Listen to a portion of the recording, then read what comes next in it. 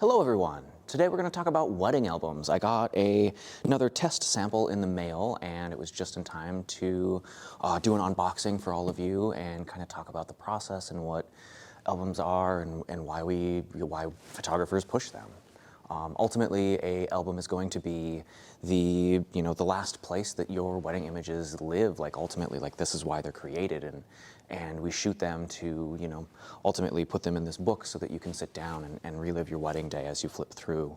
I love the process. I love holding the prints in your hand. In the digital world that we live in, how rare is it that we actually get to pick something up and look at stuff like that? So I'm just gonna kind of start unboxing this as I'm talking and we'll go from there. Anyways, so all of the albums that I order are handmade in the US. They are printed on archival quality paper with archival inks, meaning they will last 100+ years without flood and fire, of course. But yeah, so they are printed in the US and then shipped out to you guys. So here's how they're packaged. This is exactly what will arrive on your doorstep. Oh, when you get your album, maybe we can get it here.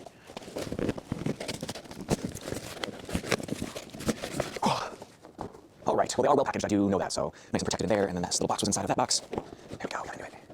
Alrighty, oh, and look at that, there's your album. There's your album right there. So this is a brand new color that I'm introducing. I believe this was called Curry. It's a beautiful little orange, so when you get your album here, well, let's just get into it. Let's get into it, it's so cute here. Untie this little...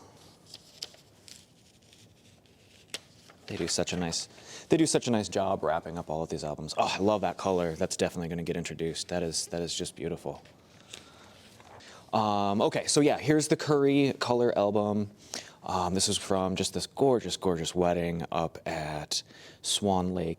As you flip through your album, I want you to really feel like you're reliving the wedding day. I want your parents to be able to sit down, see this on your shelf, and grab it when they come over to your house and flip through and remember all of the smiles and the laughs. I've got a new design process that I've been using this year. It's my favorite way to do albums so far. I used to just do a completely complimentary design service, so I would just go through and pick and design the album based on the images and the storyline, more or less. But the way that I've been doing it this season, the change that I made is I have my clients pick out about 30 or 40 images of their favorite must-have images from their gallery, because I can't make that list, only they can do that. And then once I have the images, oh, I love this spread. Once I have their favorite images, I go out and I design the album around that. So at the core is all of the images that my clients handpicked themselves, that they're their favorite images. And then it was super easy to just kind of design around that. Oh, I love this. I got to talk about this little detail. This is so cool. When Ashley was younger, she would go to camp in the summer times, and the last day they would create what they called a dream boat. And so, this couple's super environmentally conscious. They went out and they found, non-toxic, water-dissoluble paper and string for all of this project. But then they went out and found a piece of driftwood and then created kind of like this little scape in there. And I know I've got a photo in the album. I'll pop back to it when I find it. But then they had all of their friends and guests write little notes, little wishes, that kind of stuff, little dreams for them, and put them on these little pieces of paper and roll them up, and just kind of covered that little dream boat all over with these wishes and hopes and dreams for the couple. So it's just such a cool little detail. And then when after the ceremony, they got into the canoe and they went for a quick little paddle to send that little dream boat out into the water, and we just kind of watched it float. And for the next couple hours, you look out in the water and you're like, oh, there's that dream boat, it's still sitting out there. So that was so cool. I loved that. That was one of my favorite details. Well, the other thing that I wanted to talk about is string and bead, because that's another option that you have for adding onto your wedding albums. Basically, all it is a little journal flap or a dust cover or something like that that wraps around, and then there's a little bead on a string, and then that string wraps around a couple times and it ties off. So I'll grab a couple others and I will be right back. All right, so the string and bead albums, this is an example of that. And then I actually just remembered another thing that we should talk about, and that is storage of the albums, but we'll get into that in a second. So ultimately, this is the string and bead.